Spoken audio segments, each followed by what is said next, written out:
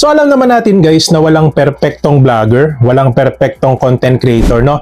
And some of us ay nagkakamali once na sinimulan natin ang isang bagay. So dito sa vlog na to guys, i-discuss ko sa inyo yung ilan sa kamalian ko bilang baguhan sa YouTube na kung saan guys for sure makakatulong ito sa inyo para kahit papaano is mai-prevent nyo na gawin itong mga bagay na tatalakayin natin. So hindi na natin papatagalin to guys, let's go!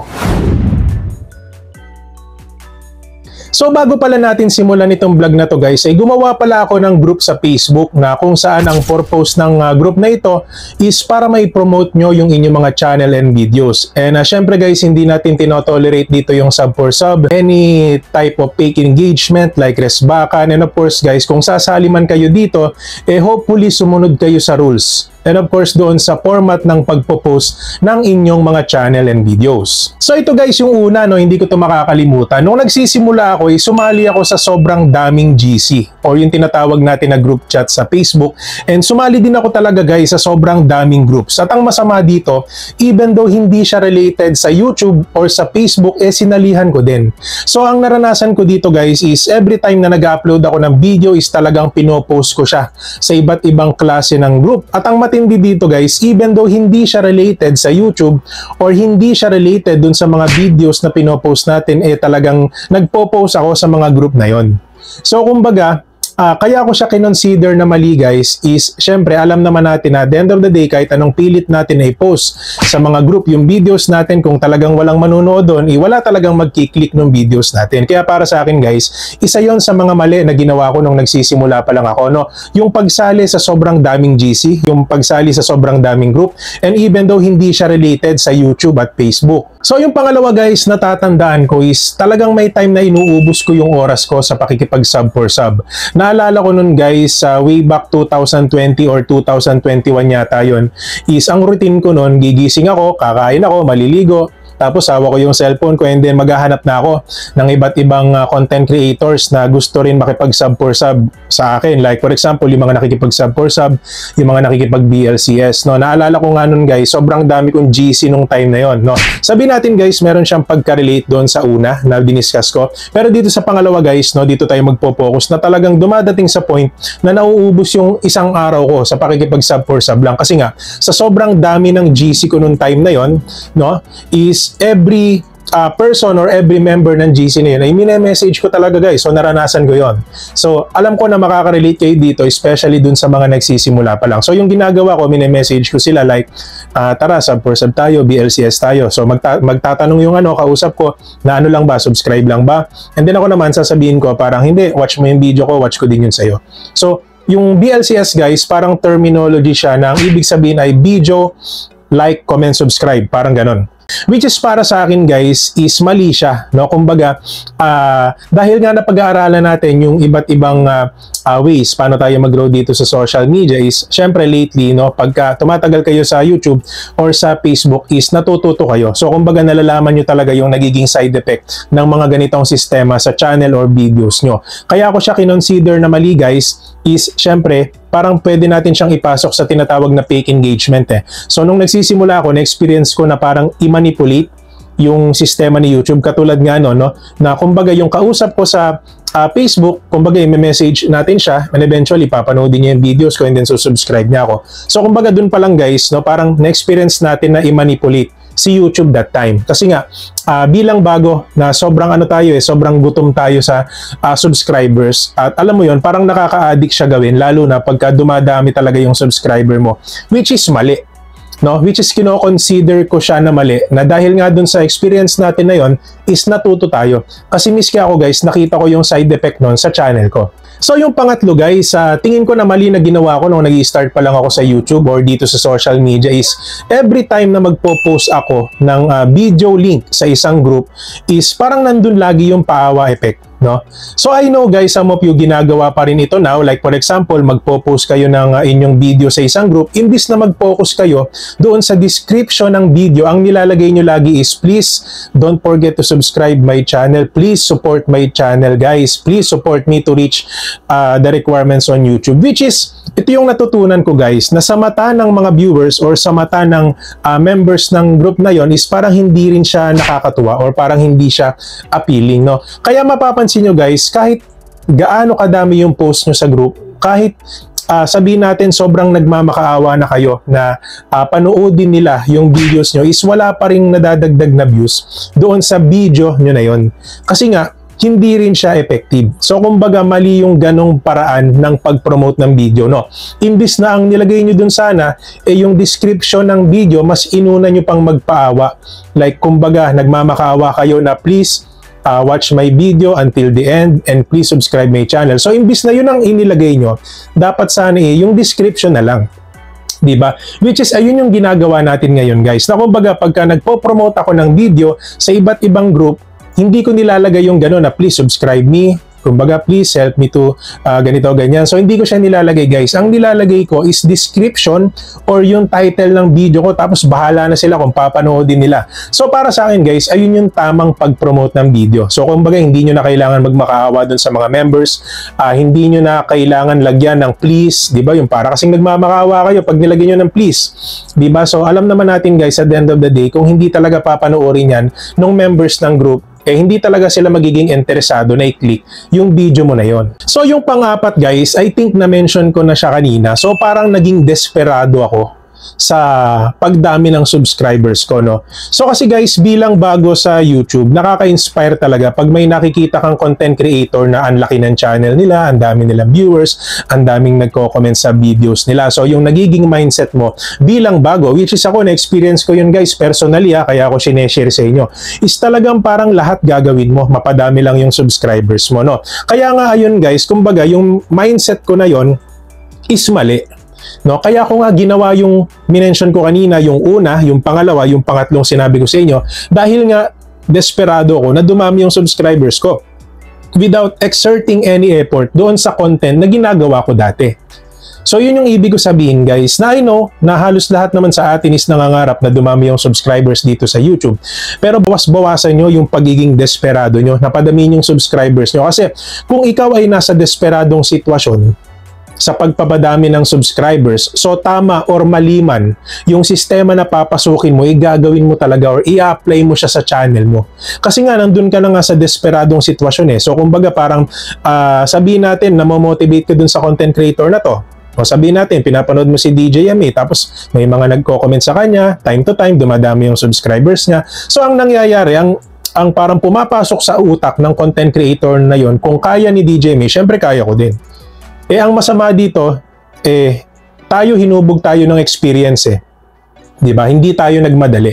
Ang ginawa ng content creator na yon, dahil nga desperado na siya na dumami yung subscribers niya, is lahat pinasok niya. Mapa negative, mapa positive way, paano siya pwede magkaroon ng subscribers sa YouTube. So yung ibig ko sabihin guys, dahil dun sa sitwasyon na yon o dahil dun sa pagkadesperado niya na dumami yung subscribers niya, is ito yung nagiging dahilan para mapahamak siya bilang isang content creator. Kasi most likely guys, naalala ko nun, may mga kasabayan ako nun, hangang-hanga ako, ang dami ng subscribers nila, no? Sabihin natin, nakikita ko parang nasa 8,000 subscribers na sila. Ako nung time na yun, nasa ano pa lang ako parang 1,300 subscribers. And mabalitaan ko guys, na na-terminate na yung channel nila. So kumbaga nawala na yung channel kasi nga nagkaroon sila ng strike, no? So copyright strike. So kumbaga nag-upload sila ng videos na hindi naman talaga original na sila yung gumawa. So even though inedit nila yung video, still na-detect pa rin ni YouTube na copyrighted siya. So yung nangyari, dahil nga ayun, nasanay sila ng ganong sistema ng mabilisan, wala silang sariling diskarte, wala silang originality. So hindi rin sila nagtagal sa social media guys. Kasi nga, hindi rin sila nagkaroon ng parang sarili nilang identity na kung saan sila makikilala. Kasi guys, para sa akin sa YouTube is dapat meron kayong sariling branding. Like for example, pag sinabi niyo yung pangalan nyo, for example, DJ Yami, so anong unang pumapasok sa isip nyo? So for sure, yung iba ang pumapasok sa isip nyo is YouTube tips, Nagbibigay ako ng advice, education, earning applications, di ba? So yung mga ganong klaseng pag-iisip. Hindi yung parang pag sinabi ko yung ganitong channel, wala man lang kayong maisip, wala man lang kayong maisip na about saan ba yung channel na to, sino ba to. So yun sana guys yung gusto kong mabuo sa utak nyo, na once na pag kayo ay desperado na dumami yung subscriber nyo, is kalmahan nyo lang yung sarili nyo. Kasi nga, sabi nga natin, kung mabilis man natin nakukuha yung bagay, is mabilis din siya nawawala. Di ba? Parang sa subscriber natin, kung mabilis mo siya nakuha at hindi mo siya dinaan sa legal na proseso, is mabilis din talaga mawawala. It's either yung subscriber na yon, at ang masama nun, baka yung channel mo pa yung ma-terminate. So yung panglima guys, for sure madaming makaka-relate dito, no? Naalala ko nun guys, nung na-monetize ako dito sa YouTube, is sobrang laki ng expectation ko na malaki yung sahod. No?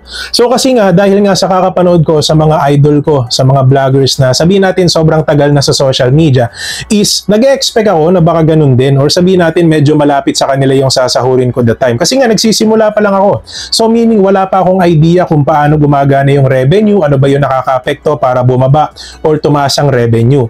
At parang guys, yung nangyari sa akin dito, sinampal ako ng katotohanan ni YouTube na walang madali sa kahit anong bagay, no? Hindi porke na-monetize ka, nakikita ka na. So parang ganun yung sinampal ako ni YouTube ng ganun. Parang ganun yung message na pinarating niya sa akin. So kumbaga guys, talagang nadismaya ako nung time na yon.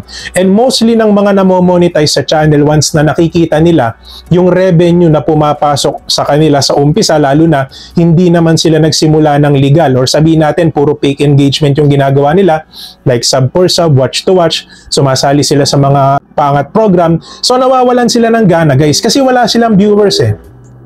So meaning naabot nila yung requirements ni YouTube, no? Sabihin natin naabot nila yung 1,000 subscribers, 4,000 watch hours, no? Kasi alam naman natin guys na may mga bagong requirements, right? Pero yun na lang yung example natin. Ngayon na-monetize sila. So nanggaling sila sa mga pangat program, sa sub for sub, and eventually nung na-monetize sila, nag-expect sila na may papasok na revenue sa kanila. No? So yung nangyari, nadidismaya din sila kasi nga lumipas ang isang araw kasi guys sa YouTube, everyday nag-update ang revenue sa ating mga YouTube studio. So yung iba nadidismaya, bakit? Minsan hindi pa nga yata sila nakakaabot ng 5 centavos, no, sa kanilang mga YouTube revenue everyday. So ibig sabihin guys, most of the time kung ikaw ay galing sa fake engagement, talagang susuko ka or mawawalan ka ng gana. Even though monetize ka na, so ganun yung nangyayari doon sa ibang kasabayan ko dati.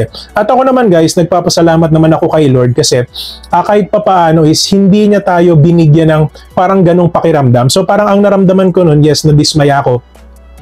Pero ang ginawa ko nun guys, parang sinampal ako eh. Parang sabi sa akin ng YouTube na mag-focus ka kasi sa content mo. Huwag ka nang sumali sa mga ganyang fake engagement. Parang ganun guys yung message sa akin ni YouTube. Kumbaga hindi naman siya actually message. Parang yun yung pinaramdam sa akin ni YouTube na dun ko na-realize na sa YouTube is ang mahalaga talaga dyan guys is yung content mo. And at the same time yung viewers mo. No? Sabihin man natin unique viewers, bagong viewers, or sabihin natin subscribers ng channel mo, is yun talaga yung importante na element, lalo na pagka ikaw ay na-monetize. Kasi hindi ka magkaka-revenue, lalo na ang isa sa mga pinakamalaking source of revenue ng isang content creator ay yung ads revenue, which is ito yung nasa watch page ads. So meaning kung wala kang viewers, no, walang chance na lumabas yung ad sa mga videos mo, so ang tendency, wala ka talagang revenue. Unless kung live streamer ka. Kasi sa live streaming guys, pwedeng mag-donate sa'yo yung mga viewers mo kung may magdo-donate. So kumbaga in short guys, talagang sa YouTube, hindi mo siya madadaya. Diba? Kaya nga yung iba pumapasok sila dun sa sistema na click-to-click na uso yan dati, na kung saan parang minamanipula nila yung revenue ng YouTube, which is sa ngayon guys, ang daming naban na account because of that. So kaya ako guys, wag nyo nang subukan kung may nag-aalok sa inyo na ganito, gusto mo bang tumaas ang revenue mo? Gusto mo bang mapataas yan? Sali ka sa ano namin, sa group namin, sa GC namin. Alam nyo guys, nade-detect din niya ni YouTube. Okay, so parang ito yung tinatawag na click ads na kung saan guys, naalala ko noon, way back 2022, nagkaroon siya ng massive wipeout of channels na gumagawa ng C2C or click-to-click. No? So yung halos lahat ng kakilala ko na terminate yung channel nila. So kumbaga guys, ako hindi ko talaga siya ginawa. No? So kaya nga, katulad ng sinabi ko sa inyo guys, nagpapasalamat talaga ako din kay Lord dahil nga hindi ako naano sa ganun tukso kasi nakikita ko talaga guys, ang taas ng revenue nila. So kumbaga kahit sino sigurong bago sa YouTube, matetempt ka So kumbaga matutukso ka talaga na sumali sa group nila, which is ayun ang nangyari sa kanila. No? So mabilis nila nakuha yung revenue and then boom, di ganun lang din kabilis na wala yung mga channels nila. So yung pang-anim guys, ito I think madami ulit makaka-relate dito, no? Always akong nagpo-post ng video nung nagsisimula pa lang ako, pero hindi ko chine-check yung video settings, no? So bilang bago kasi, wala pa akong pakialam dun sa mga tagging, sa description, sa hashtag, sa cards, sa end screen na magiging reason para kahit papano maging effective yung sabihin natin yung video uploads natin. So, wala pa akong alam dun guys. So, kumbaga hindi ko siya pinag-aralan basta pag may naisip ako na content, i-upload ko na lang public and eventually, hahayaan ko lang yon. And mapapansin ko is ilang oras na yung nakakalipas, ilang araw na. So, wala ang nangyayari. So, kumbaga, madagdagan man siya ng views, baka ako lang din yung nanood or sabihin natin yung kapamilya ko. So, meaning guys, nung nagsisimula pa lang ako is isa yun sa mga maling ginawa ko na kumbaga hindi ko pinag-aralan yung basic na ano ba yung mga settings na kailangan kong ayusin sa video ko para kahit papano is maging searchable siya. Honestly guys, sobrang swerte nyo nga kasi nga sobrang daming content creators now ang nag-share ng experience nila na kung saan natutulungan agad kayo ng mga ito para hindi nyo nagawin yung masasamang experience nila sa YouTube. So kumbaga, nasa sa inyo na lang yun guys kung susundin nyo yung mga advice and tips na itinuturo ng mga ganong content creator kagaya ko, diba? So nasa sa inyo naman yun kung susundin nyo yung advice and tips natin. Pero yun guys, para sa akin, isa yun sa mga mali na ginawa ko sa YouTube na kung saan I think naging reason siya kaya hindi ganun kabilis nag-grow yung channel natin. So yung pampito guys, hindi ko to malilimutan, no? So kumbaga naranasan kong gumastos o sabihin natin nagpa-member ako sa iba't ibang live streamer na gumagawa ng tinatawag natin na paangat program, no? Sa mga di nakakaalam guys, yung paangat program is parang live stream siya sa YouTube na pwede kang sumali. And time to time, ito yung nagiging reason, that's why yung ibang content creator ay nadadagdagan sila ng subscriber. So naalala ko nung time na yun guys kasi sobrang dami talaga ng mga nagpapaangat doon. So naranasan ko din magpa-member doon sa ibang live streamer. So hindi naman lahat, no? Kumbaga gumagastos ako para magpa-member sa kanila. So nung una guys, natutuwa ako kasi even though wala ako doon sa live nila is nadadagdagan yung subscriber ko kasi pineplex nila yung channel ko. So natutuwa ako, no? But eventually after nung araw na yon, so sabihin natin nung kinabukasan is bumabalik yung subscribers ko. Sabihin natin may natitira na 4, 5, 6, pero at the end of the day guys, parang ibinabawas lang din yung subscribers na nadadagdag sa akin. So parang ang nasa isip ko noon na itutuloy ko pa ba to? Worth it ba yung gastos na ginagawa ko para umangat yung channel ko? Kasi nga, sa membership guys is monthly yan. So, for example, nagpa-member ka this month, so nakadepende na next month kung magre-renew ka. Okay? Pero nung time na yon parang na-realize ko na parang hindi rin siya effective. Kasi nagkakaroon ako ng subscribers, yes, masarap sa pakiramdam, pero kinabukasan guys, binabawi lang din. So parang ang nangyari nun guys is nagsayang na ako ng pera, nadismaya pa ako, hindi pa ako nakapag-exert ng effort sa paggawa ko ng content. Kasi nga umaasa lang ako dati sa ganong klaseng sistema, like gagastos na lang ako para umangat yung subscriber ko. Kumbaga hindi ko sinamahan ng pag-iisip na kumbaga at the end of the day, ang pinakang kailangan talaga sa YouTube ay yung tinatawag natin na content creation. Kaya nga tayo tinawag na content creator eh. So paano ka magiging content creator kung wala kang content, di ba? O sabihin natin, hindi ka gumagawa ng content. So isa yun guys, para sa akin, isa yun sa mga mali na ginawa ko nung nagsisimula pa lang ako, which is gumastos ako para magpa-member sa iba't ibang live streamer na gumagawa ng paangat program, which is para sa akin guys, wag nyo nang subukan. Kasi alam ko, yung iba sa inyo, sumasali pa rin sa paangat program or sa kahit anong sistema na related dito, like yung lapagan, dikitan, diba? So alam ko yan guys, no? Alam ko yan kasi naranasan ko yan eh. Ang sa akin lang guys, habang hindi pa huli ang lahat is sana ma-realize nyo na hindi rin siya makakatulong kasi parang nagsasayang lang kayo ng oras. Baka nga hindi lang oras ang sinasayang nyo, baka pati mga pera nyo pa. So wag naman sana kayo humantong sa ganun. So yung pangwalo guys is parang madalas ako tamad din gumawa ng content nung mga time na yon. Kasi nga, dahil nga alam ko sa sarili ko na may mga live stream naman akong pwedeng salihan, madami naman naman akong GC na pwede ako makipag-sub for sub or madami naman akong group na sinalihan, is parang nandun yung mindset ko na hindi ko na kailangan gumawa ng content para magkaroon ng subscribers. So kumbaga, kailangan ko lang mag-message doon and just one click for sure magkakaroon ako ng subscriber. Pero para sa akin guys, isa yun sa pinakamali na ginawa ko talaga. Yung tinamad ako nung mga time na yun na gumawa ng content. So kumbaga, tinamad din ako mag-research, tinamad ako mag-effort. So ang nangyari guys is hindi rin talaga ganun kabilis nag-improve yung mga content ko noong mga panahon na yun. Kasi nga, is tamad tayo mag-upload ng content that time. Gawa nga ng mga fake engagement. Kumbaga guys, para sa akin, isa yun sa mali ko bilang isang bago dito sa YouTube na imbis na masipagan pa natin sa paggawa ng content, tinamad pa tayo. So dapat talaga guys, bilang bago, is ganado ka pa.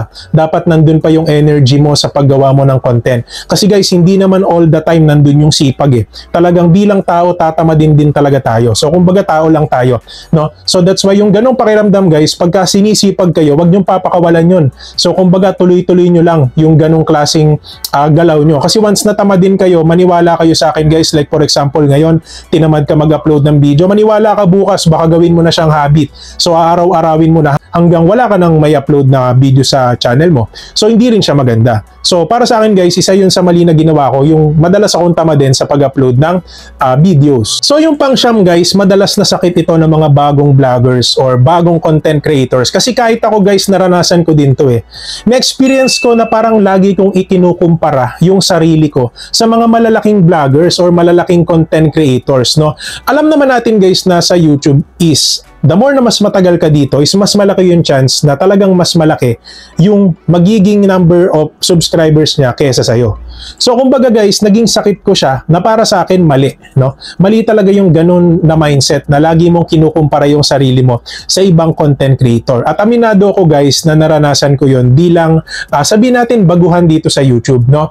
And most of the time, syempre, pag gano'n na parang napapansin mo itong content creator na to, pag mag-upload siya, parang ang bilis ng views niya, ang bilis ng subscribers niya, laging nadadagdagan yung subscribers niya, tapos laging umaangat ang views niya. So ikaw, dahil lagi mong kinukumpara yung sarili mo doon sa content creator na yun, is nawawalan ka ng gana. Kasi ang nangyayari sa'yo is kabaliktaran nung nangyayari doon sa tao na yun. Kasi kung siya ang bilis ng growth ng channel niya, ikaw, dahil nga kinukumpara mo yung sarili mo lagi sa kanya, is nawawalan ka ng gana kasi nga sobrang opposite. So kumbaga yung bilis ng growth ng channel niya is gano'n naman kabagal yung sayo. So yung ibig ko sabihin guys is kung kayo man ay umabot dito sa part ng video na ito at mahilig kayo magkumpara, no, ng inyong mga videos or sabihin natin yung sarili-sarili yung channel sa iba't ibang content creator, itigil nyo na yan. Kasi guys, hindi maganda yung ganong mindset.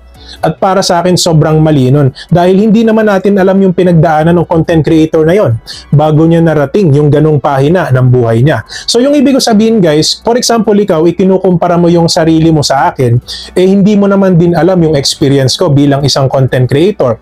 Yung iba magtataka pa na bakit kaya ganon si DJ, ang daming views, time to time, nadadagdagan siya ng almost 50 to 100 subscribers. Samantalang ako, kahit 10 subscribers, wala yatang dumadagdag sa akin kahit isang araw. So yun guys, mali yung ganong mindset. Kasi guys, hindi mo naman alam yung pinagdaanan ko. At hindi mo rin naman alam kung ano yung mga inaral ko sa YouTube para kahit papano is mas maging effective yung videos natin. So in short guys, ang ibig kong sabihin is kung kayo ay mahilig magkumpara ng sarili nyo sa ibang content creator, habang maaga pa, itigil nyo na yung ganong mindset. Kasi guys, hindi siya makakatulong sa inyo para mag-grow dito sa social media. And always remember guys na dapat magkaroon kayo ng sariling branding. Kasi yung branding na yon, ayun ang magiging dahilan para matandaan kayo ng tao dito sa social media. So yung pang-10 guys, I think ito na yung pinakahuli doon sa mali na ginawa natin nung tayo ay nag-start pa lang sa social media or dito sa YouTube, no, is yung mema content. Okay? So pag sinabi kong mema content, ito yung mga content na ina-upload natin sa YouTube na hindi natin pinag-isipan.